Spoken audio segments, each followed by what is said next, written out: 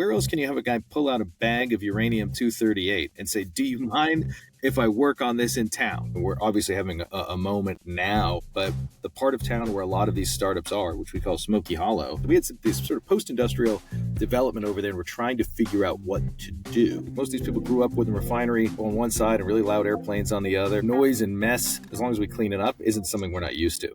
Hello, everyone, and welcome back to the California Future Society podcast. This week's guest is the mayor of one of the most interesting cities in the state, if not the country. It's Mayor Chris Pimentel of El Segundo, the Gundo, if you're familiar with it on tech Twitter. El Segundo is this incredibly vibrant economic pocket.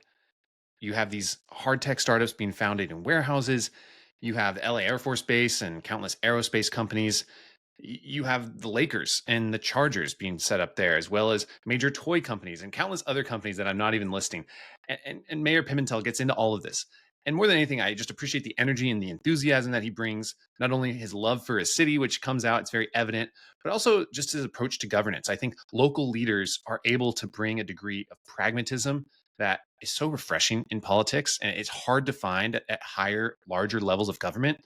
And so we just talk about what does it look like to be the leader of a city like El Segundo? What does it look like to try and get things done and have a can-do, business-friendly attitude in a state that most people think of as not the most business-friendly in the world? And more than anything, I just appreciate his candor and his willingness to speak freely and openly with me. So I had a great time with this conversation. Mayor Pimentel brings a lot of enthusiasm and energy. As always, follow here or wherever you get your podcasts. And without further ado, Mayor Chris Pimentel. I'm so excited to talk to you today, Mr. Mayor, Mayor Pimentel. We met a week or two ago on a rooftop surrounded by entrepreneurs in El Segundo, and we just had a great conversation. So I'm really excited to talk to you. And to start off these conversations, I always like to start by asking, give us a brief background about who you are and what your connection is to California. I was actually born here. I was born at Castle Air Force Base up by Merced, now shuttered, but next to the B-52 flight line. Grew up in an Air Force family, was in the Marines, and ended up back here in California after going to high school in Kansas and college on the East Coast. And I think that there is a culture of getting involved in El Segundo that I found very appealing. And so when we moved here and I saw things in municipal government that I thought I could be helpful with, I was certainly willing to get involved at a pretty worker bee level. And then there was an opportunity to run for office. And I did so. And it has been an incredible experience. We have a lot of, for lack of a better term, cheat codes at El Segundo. And one of the cheat codes is that people volunteer for everything. And when you are attempting to run a small city government, when you can farm out labor to volunteers, it makes life a lot easier. And they volunteer, not just in terms of manning parade routes or doing public service, but also they take great pride in the community. So some of the things that you would typically have to staff for just aren't issues, right? People pick up trash. Yeah. I know it's a pretty micro thing to say, but when people see things that need to be done, there is no tragedy of the commons here. People just get involved and do things. And if there's things that they think need to be done, they point it out and are very patient with the execution of them. Give us some context on El Segundo's size and location. For people who are in the South Bay, they understand that, but LA is so fragmented. I think to anyone outside of the LA ecosystem, they think that all cities are the same, or that it's. And so, can you give us a sense of not only geographical size, but also just population, as well as El Segundo's location? Jared, I'm happy to bore you to death with all the minutia of Chamber of Commerce speeches. So LA County is comprised of 88 independent cities, right? And there's 10 million people in LA County, give or take.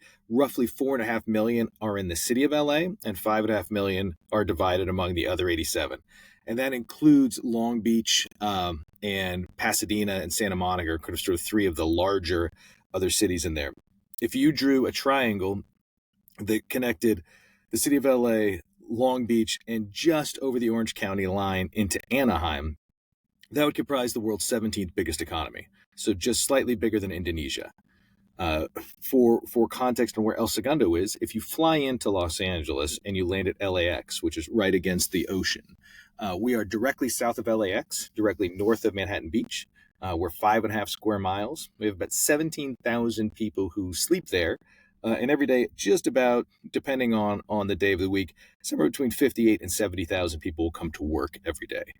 We have the second highest density of Fortune 500 companies of any city in California.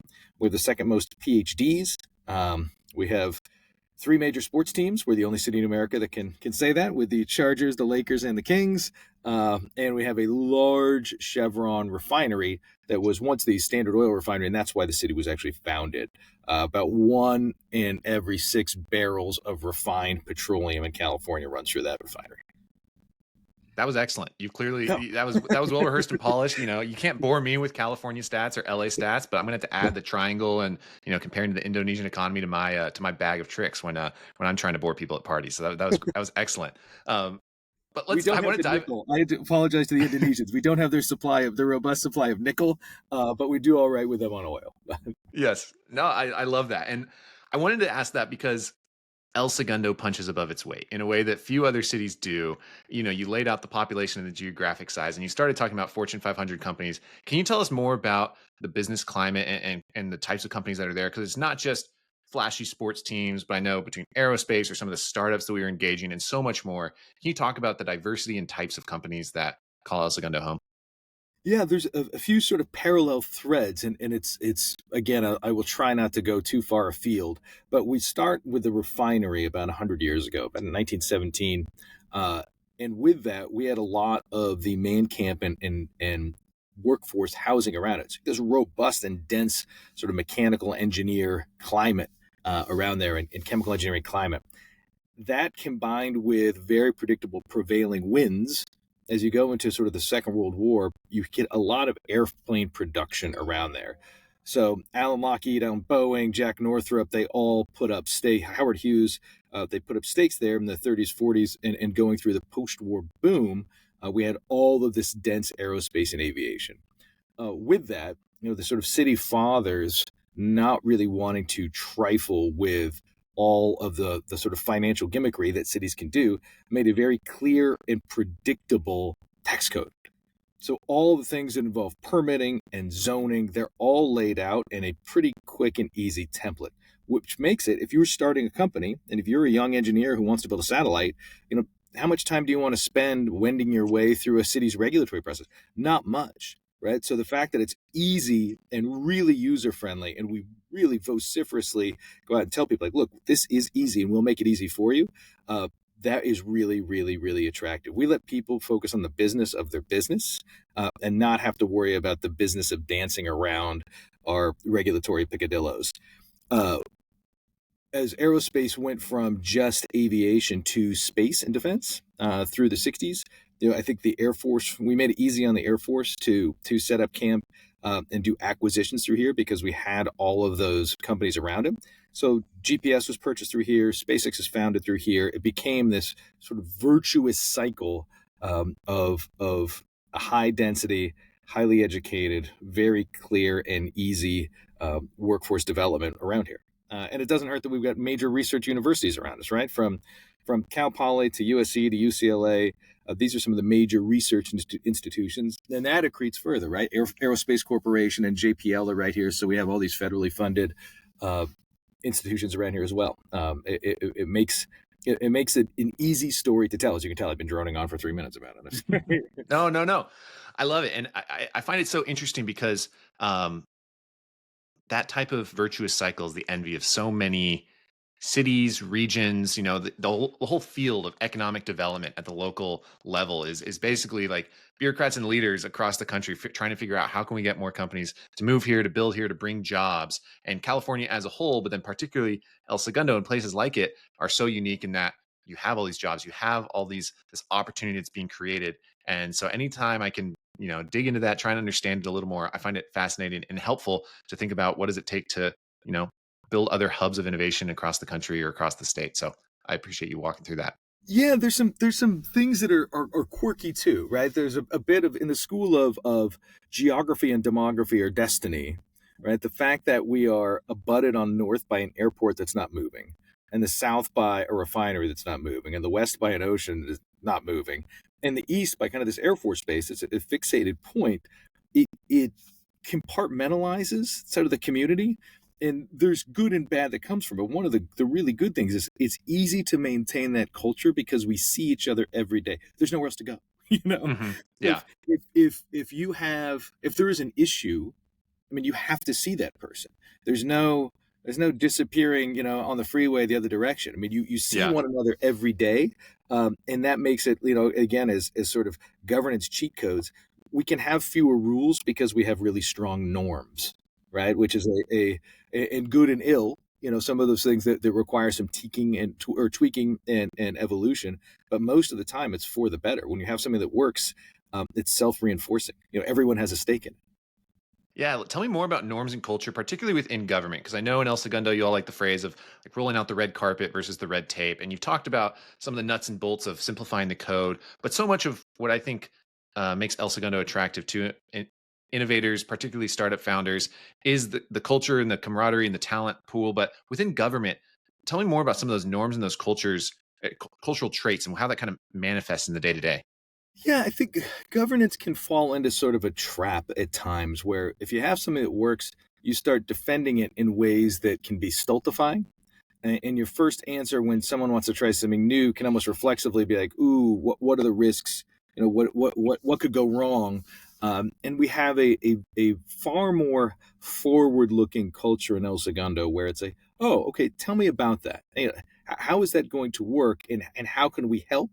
Sort of piece, because I think we have a history of seeing things that work. If somebody told me they were going to put 23 refrigerators up in space and they're going to tell me exactly what time it is, most people are like, oh man, what if that's crazy. How much room is that going to take to build all those? But no, I mean, we see, oh, GPS works, so let's give it a try. And I think that really permeates the culture of not just the city itself, but the city workers who come in. And if they are on the permitting and regulatory side, and we have somebody who shows up and is like, hey, I have a space over there. I kind of want people to shuffle in and through and work 24 hours a day in there, and we're going to make drones that check the weather. How do I do that? I need a certain amount of power.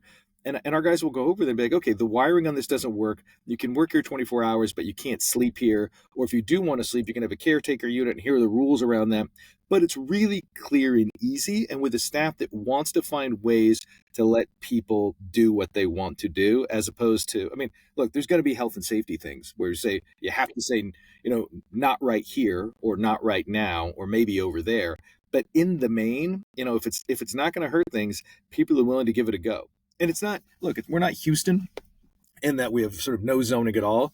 We understand that we want people to be good neighbors with one another, but people here are really tolerant of. I mean, look, they grew up, like I said, most of these people grew up with a refinery, on one side and really loud airplanes on the other, and all the machine shops and feeder plants around it. So, sort of noise and mess, as long as we clean it up, isn't something we're not used to.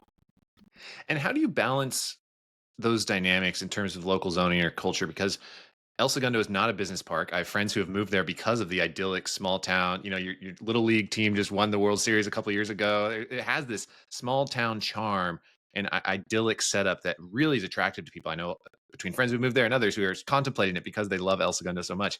Tell me more about how you balance that with the industrial might of all the companies that are there and operating. Yeah, I think part of it is, that density of geography, that because it's small and kind of boxed in, that you can live near work without having to live at work. So the furthest, most people have to go in town is about a mile and a half. You can walk it and bike that, and that lets us keep sort of what we'd call classically the sort of residential zone, the residential zone. There are in our apartment buildings in there are tucked in really neatly. And we have some pretty good density in there, and it's built all, I think, very intelligently, to your point, around a very central park that people can all kind of meet up and link around the central downtown and the central park, and with a really cool school system, so people like having the kids around, and we kind of we really sort of defend that as a means. I think one of the neat things is, our police department is really, really, really good about letting kids be kids, and they tend to call mom and dad before you call the police, sort of thing, and that helps too, right? We want kids to enjoy their lives and take risks in town, and because of that, again, it becomes this virtuous cycle where people aren't sprinting out to go to other places. They can sort of do it here and work here without having to feel sort of totally squashed by buildings. Earlier, you were talking about a lot of the historical and natural advantages that the city has. If you had a mayor of a different city, let's say somewhere else in Northern California, Bay Area, near like broader Bay Area region, but not, in the in the heart of things, right? With AI engineers or things like that living in town. Like, what would you say to them if they said, "Hey, we're trying to recreate this dynamic, recreate this spark"? To what extent are the lessons and learnings of El Segundo applicable to other areas that don't have all the different advantages that you've described already?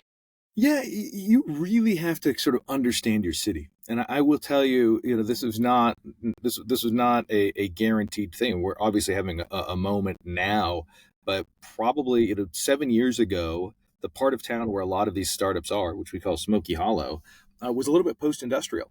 I mean, a lot of the refinery, the feeder facilities have been doing things for the refinery, had moved aboard the refinery itself. And I think that most of the equipment and things in refining the quality there has improved so much that they don't need as many parts. So we had this sort of post-industrial development over there, and we're trying to figure out what to do.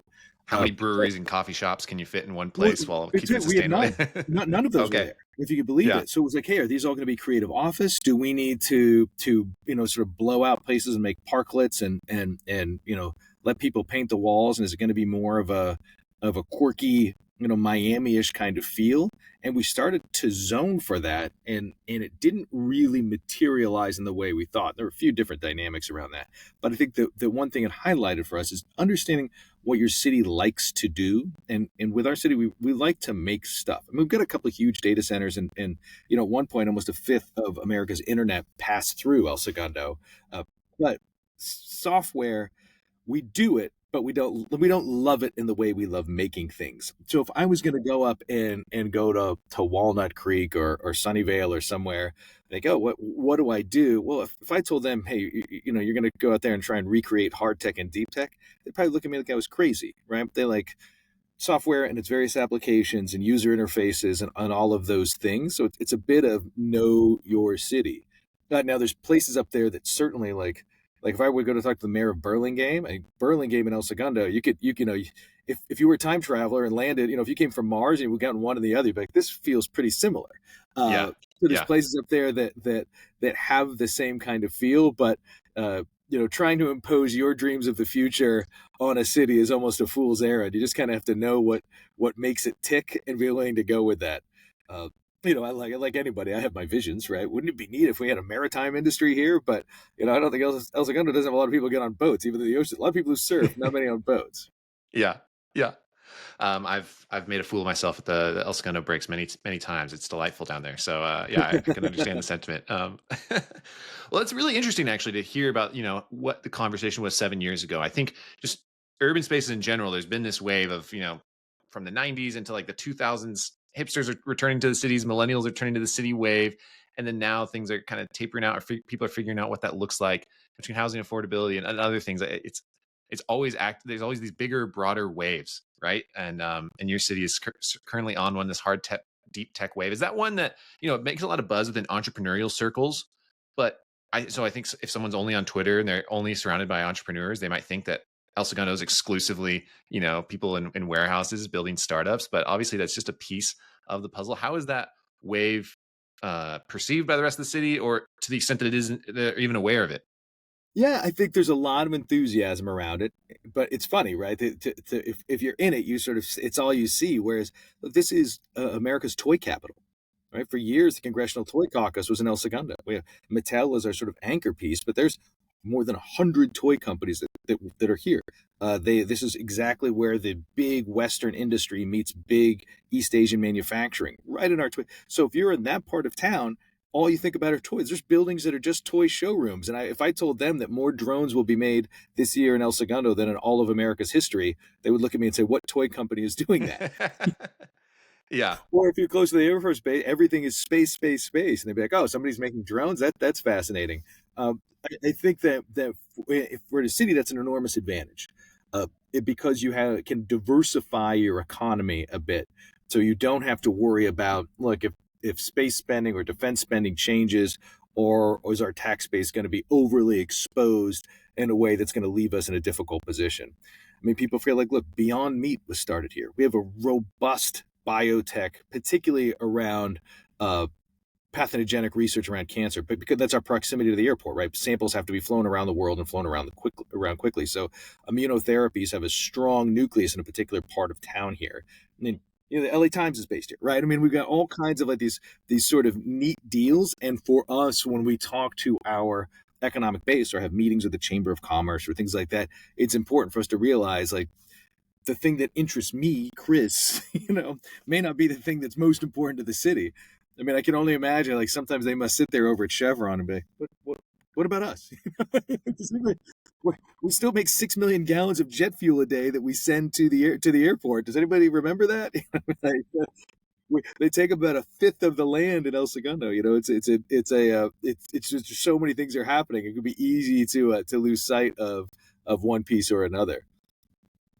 I'm curious on this note of history, transitioning to like a broader statewide conversation. There's such a broader conversation nationally around reindustrializing, right? This deindustrialization that happened, and people often forget that California was, an industrial leader, not only in aerospace and in the industries that you described in the region, but throughout the state. All this to say, there's this bigger conversation about how do we, attract and maintain manufacturing. And I know within California, I often joke about on the back of your Apple products, it'll say designed in California, made in China, right? And I feel like that's a theme for a lot of California innovation. While we might have SpaceX started here and they still have a massive operation in the LA area, to build Starbase, they have to go to Texas or other parts of that. How do you think as a state can and should California be focused on, allowing the startups who are building here, like how do we let them grow here as well? In fact, this is a hazardous question. I know I might have just stepped on a landmine. Take it however direction you want, but it's easy. It's easy to another thing. It's easy to forget, right? Los Angeles is America's biggest manufacturing city, right? And some of that is because the port, which depending on the week, anywhere from a fifth to a third of all the containers in the U.S. come through the ports of Long Beach and Los Angeles. So it is still a big area to make things. A lot of those are legacy facilities, and if I could wave sort of the magic wand or whisper in the ear of a state legislature, I think the first thing I would ask them is to do less. They don't feel like the solution to a problem is another rule. Sometimes it's just give companies and cities an opportunity to adapt to the rules that you've already set forth. Because we even as a city and businesses spend a lot of time chasing the regulatory regime just to understand it. Depending on what kind of facility you may have things about water. You might have things about air. You have things around legacy products that are in the ground. And depending on, you might be too close to the coast, so the Coastal Commission weighs in. There are so many overlapping jurisdictions. It can be really difficult to decode if you're a small business how to do things. So I would almost, if you would just do less sometimes. I joke and also we try to get rid of old rules. We try. It's not easy, but we'll look through the code and it becomes almost fetishy where I'm like, hey, why are we still regulating Western shows? Why do we have a pool table ordinance? Things that at one point, it fit. There was a reason for this. Yeah. The pool table bandit of 1928. Right. There was Professor Harold Hill, right? Must have, because somebody saw The Music Man. I'm convinced. The pool table ordinance. I mean, there's a real thing, right? Like we just got rid of the rule that forbids throwing the ball in the park, despite the fact we won the Little League World Series, right? I mean, like, you can't throw the ball in the park. So if there's some things that you kind of wish that at different levels of jurisdiction you could make easier by getting rid of the doorstop regulatory manual, and some is just letting people catch up to it. It is if you fly to Midland, Texas, and say you're going to start a business, there's someone there that will tell you all the different bodies that you need to address, and it's not a lot. Like, oh, you want to do this? Here's what you do, and acts almost like a concierge. We just don't do that because I don't think many people could do it. There's so many overlapping jurisdictions in California and in easements and uses and use rights and permit. It's really, really dizzying and be complicated. So I think that, in the main, if people would just let people catch up to that, because I think it's probably a fool's errand to try and deregulate a lot of it. And I struggle whenever there's a new one that says, well, we're going to exempt and streamline. And that's just one more thing to try and figure out. One more accept. Yeah. Yeah, Is this rule except in this case? yeah, Yeah. yeah, yeah. Well, well, are you within 500 feet of that? Is this thing going to be less than 24 feet tall? Does everyone have three left shoes? It can be really, really look in El Segundo again. We try to make it really, really as simple as we can. Yeah.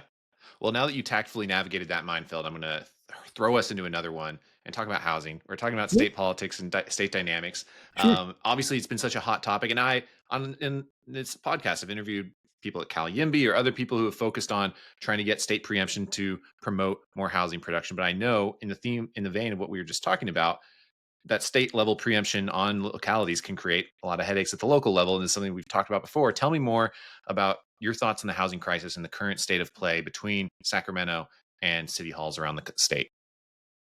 Yeah, it's a 40 million person state, right? And having well-intentioned people in Sacramento try and develop local housing policy in places that are as different as Eureka or Needles or Yuba City or El Segundo is at best ambitious. I think I'll First say, Yuba City and Needle shout out on our podcast. So all yeah, respect to that's right. yeah. Yeah, I mean, it is. I wish they would spend more time at the local level to understand how different our scenarios would be. And I think at this point, there's so many toxic relationships between, some cities that just kind of throw rocks at them, and then people get defensive and start fighting their corner. Instead of saying, look, if I'm a city of 17,000, I've got a bunch of young engineers. I know, right, that I need starter entry housing. Otherwise, my population will age and age drastically.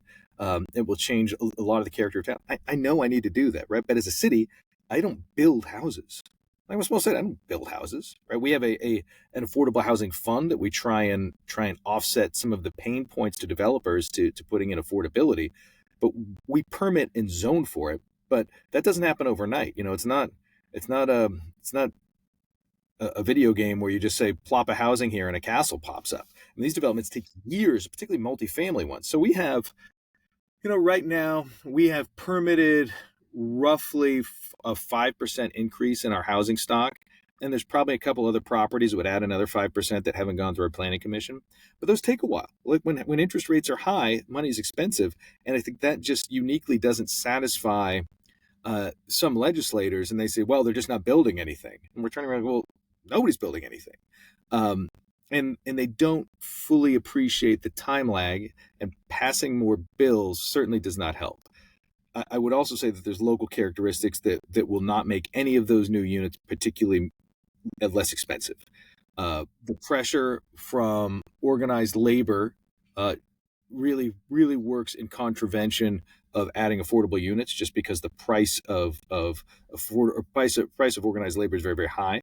I think you end up in places where, like the city of Los Angeles, LAUSD, has a lot of challenges as a school district, and also is a very desirable school district. So that pushes people into our district. Our district has a 400 some student long waiting list to permit in. Virtually all of the new housing sales in El Segundo come from people moving from the city of Los Angeles for the school district, and some of the Believe it. quality of Yeah. life pieces. But that drives up the cost of housing, right? If I built 2,000 units, so we've got just about 6,500 total units in El Segundo. I could build 2,000 of those. And if I didn't mandate some to be cheaper, none of them would be. The market will just force those to be at the same rate that they are now. So I think some of those pressures that you see on housing, like, we get it. We know what our city needs, and we work to that. The urgency, I think, from a distant legislator sometimes doesn't reflect what the actual policies and permissions and, frankly, desires are of people and where they want to live. I would say that prevailing wage doesn't help, even if I wanted to build something. I mean, I want to stress to these guys, remember, under prevailing wage, I have to pay a street sweeper $96 an hour. I have to pay a basic metal right $90 an hour. Like, how many streets do you think I can sweep at $96 an hour? That's a lot. So Yeah. Yeah. yeah, so those parts of it, you just sort of look, and I won't beat you over the head with this anymore. But central planning often reflects the inaccuracy and untimeliness of information. right? That's why it never really seems to work, because the information is imperfect and it takes too long to get there from the point of action to the point of decision.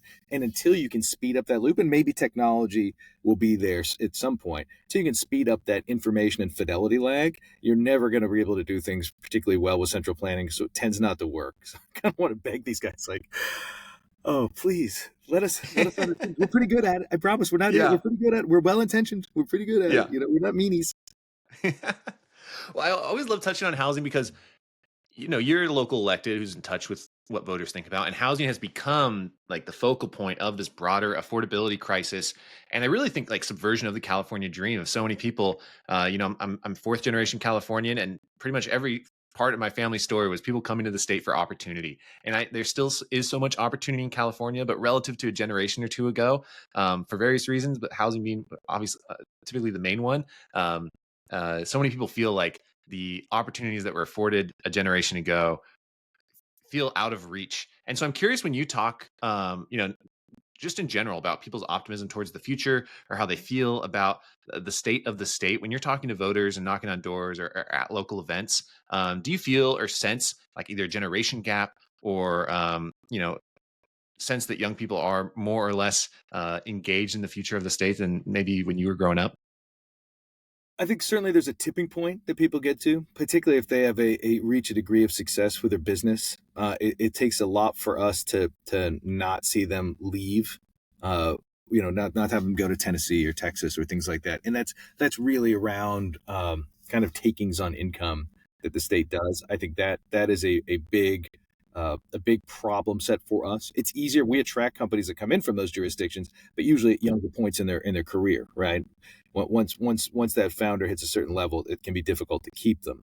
And I think that part of it, the idea that California will treat you like an ATM, is a real. I mean, that's a real thing. And Yeah. there's some You can do distortions the in our. math of like, well, if I move here, I'll pay X less dollars. Your Yeah, accountant's well, probably look, begging you to move to Tennessee or Texas. Yeah. well, right. We have just drastic distortions in our tax code that have sort of gotten us to that point, right? That's our only point of relief on running a high service statewide government is income tax on high earners, right? So those people get dinged and they leave. So that part of it is difficult, and I really don't have an answer for them, to be frank. And in terms of people coming out here for desirable places to live, like I have a feeling that when 4 generations ago, when the Catlins showed up, like the place they got to probably isn't as nice as it was as it is now.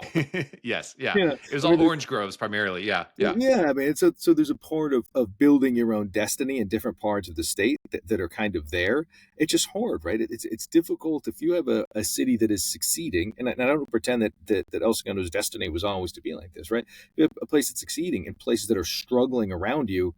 The magic wand isn't going to make my place, more affordable or attainable in a Yeah. lot of Yeah. ways. What we should do is we work regionally to make places. I mean, you look at some of the places around us, sort of the economic miracles that you see in Inglewood and Long Beach and things. I mean, the turnaround is real. It's not overnight. It might take you 10, 15 years. But by working regionally with those, and we have great partnerships with those cities, by working regionally, that helps make places that initially be like, oh, well, I'll live in El Segundo. I won't live in Inglewood. Well, now if you're living in a young starter home, it's like, hey, wait a minute, like there's a lot happening over there. Mayor Butts is doing a killer job. Yeah. It was funny. I saw an article. This was a couple years ago. I think it was an op-ed by Mayor Butts addressing criticisms about gentrification in the city. But I had been, at the time, been doing some research on the local economic development projects around the stadium and things like that. And when he first came into office and early in his career, it was like, the city's going bankrupt, and now he's fending off criticism of we're growing too much, we're going too fast. Like, and that was just in the span of one very long, but just one public service career, which is a remarkable turnaround that no one would have imagined in early 2000s, late 90s, when Inglewood was kind of the epicenter of a struggling, the symbol of like the struggling municipalities in that part of LA. We're really fortunate that regionally, both the cities of the South Bay, kind of stretching from Inglewood all the way down to Carson, there's 16 cities, we work exceptionally well together and look at projects and development in ways that are regionally beneficial. There's not, we don't beggar thy neighbor when it comes to funds or programs or projects. I wish we've had several things that we've tried to do to bind us even more closely together that have not worked because it again, in a state of 40 million people, there was a you could look at the same framework for collaboration in a different part of the state and say, oh, that's one guy just trying to cheat the other guy. I suppose like, no, this really works here. And include like Long Beach is a great partner with us. We have a phenomenal supervisory district, and I know that some people in the way that California governs itself, that 10 million person county has 5 supervisors, right? And so that's a 2 million people ahead. I mean, that's a pretty big job. But we were once in District 4, now we're in District 2. Both of those supervisors have great staffs and really help us work regionally around us for things that are super beneficial. And that's really helped with things like, crime and homelessness, which are just plummeting. I mean, our crime rate's down 52% this year. I mean, it is, and that is cross collaboration with our neighbors and really like figuring out what are the crimes that we want to tackle and getting those sort of out of there and allowing safety to increase all around us. So that part of it does, it's a long-winded answer, that part of it does get to attainability and affordability because it increases the areas in which people would like to live, even if not the specific spot they would like to live. Yeah. Well, I realize we're coming up at time, and the title of this podcast, California Future Society, is all about orienting ourselves towards the future and kind of pushing the boundaries of what's possible in California. So as you think about California's future, what gets you excited and what are the things that you're hoping for in the years to come? I think there's just there are more fascinating developments. Every day I get to see something that is just, whether it's things around fusion and energy or the way that we transmit power or things like that can really change the way we live. And when you come to El Segundo, I tell the story quite a bit, so forgive me if I belabored it on the roof the other day, but where else can you have a guy pull out a bag of uranium-238 and say, do you mind if I work on this in town? I mean, and have nobody blink. People are like, it's 238, right? It's as radioactive as bananas, not 235. You just go, oh yeah, 238, perfect. Like it is. I mean, there's so many interesting things like that being developed. Whether it's microgravity, development in space, different kinds of satellites. It's tough not to be optimistic because people are looking forward with so many neat things. I just had a guy here from Australia who basically has a roboticized, miniature disk fab or miniature chip fab, right? That he's bringing in. I'm like, how cool is that? Like, why here? You're a guy with 2 suitcases. Why here? He's like, well, why? Where else would I go? It's great, right? It's great. So, Yeah. a farmer with with a mechanical engineering degree from rural Victoria, Australia, can come to El Segundo. Like, it's hard not to be energized by that. Well, I'm feeling energized after this, and I appreciate you talking through that. El Segundo is a special place with a lot of special people, including yourself, Mr. Mayor. So I appreciate you taking time out of your day to talk to me. I think only my mother would agree with that, but we do have cool, quirky diners. It's awesome. It's just a really, really, really neat place. Yeah. Well, I look forward to the next event where I'll see you, maybe on the roof Okay, I'll somewhere see you else in there. your city. Yeah.